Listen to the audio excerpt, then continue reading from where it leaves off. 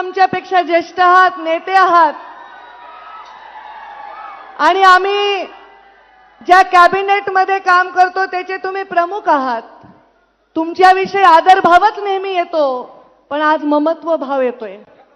कारण ते तुम्हाला बाहुबली म्हणत आहेत, काही वर्षापूर्वी मला शिवगामिनी म्हणत होते. तर शिवगामिनी ही बाहुबलीची आई आहे आणि त्याच्यामुळे मला आज तुम्हाला बघताना वेगळाच भाव आला. शिवगामीचं वाक्य असतं, सुरेश अण्णा धस कुठे गेले? जसं तुम्ही पिक्चरचे डायलॉग म्हणता, आम्ही पण पिक्चरचे डायलॉग म्हणतो. शिवगामीचं वाक्य असतं, मेरा वचन ही है मेरा शासन. आणि जे जाहीर वचन सुरेश धसांना मी दिले तेच माझं शासन आहे. ही गोपीनाथ मुंडेची लेक आहे. बोलणं एक आणि करणं एक आहे, माझ्या रक्तात नाही. आज हा कार्यक्रम सुरेश धसांनी आवर्जून उल्लेख केला.